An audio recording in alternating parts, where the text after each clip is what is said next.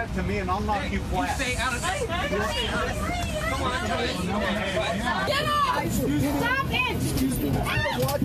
Are we supposed to do sleep in the airport? No. You should have thought about that before you oversold the flight. I paid for that seat. I paid for that. It's called air rage, and it seems to be happening more frequently. Arguments and fights turn into violent anger, which is often directed at the in-flight crew.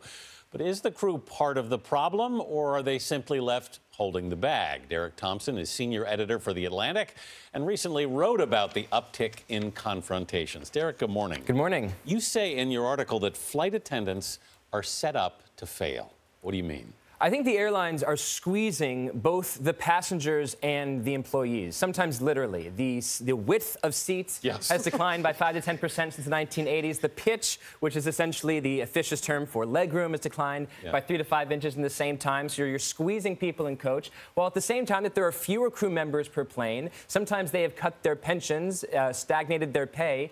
And as a result, you have the situation where people are packed onto planes. They are there to be frustrated, right? Something is set to be lit. And when something happens that's wrong, you can't scream at the person who wrote the contract of carriage. You can't scream at the executive board. You can only scream at those employees. But you also were saying to us that we're seeing numbers go down in cancellations and people being bumped off flights. So why are we seeing more of these incidents now? Well, this is what's so fascinating about what's happening right now in the airlines. Because on the one hand, there's this sense of a weekly program, a new viral video every 7 days on United, then on American, and then on Southwest with the fights.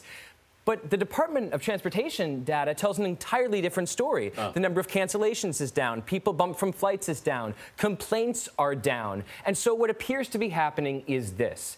Actual incidences of negative behavior, terrible behavior, their frequency is going down, but their publicity is going up. So it's creating this perception that the instances are going up as well. And also in these cases, let's face it, you have some particularly outrageous incidents. I mean, somebody being dragged off a plane is something no one ever expected to see.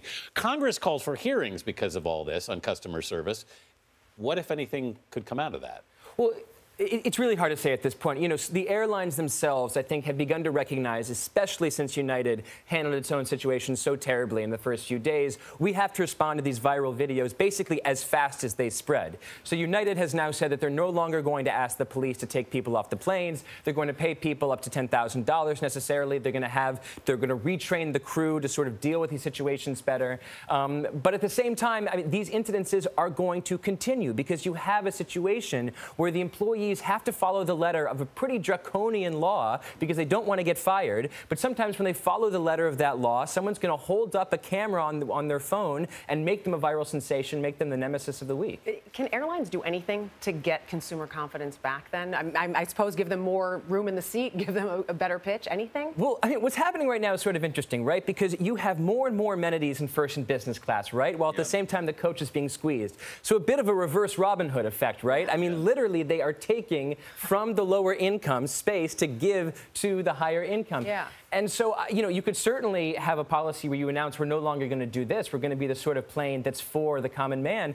But then that puts you right in line of the investors who say, wait, we want you to make as much money from possible. We want you to squeeze employees. We want you to squeeze customers. We want you to give all these amenities to business flyers. So it's a really complicated situation that is not going to have an easy outcome. Yeah, if you just give me a little more leg room and a bigger bag of pretzels, I'd be a little happier. Or just a bag of pretzels. You might not even get that. Are you kidding?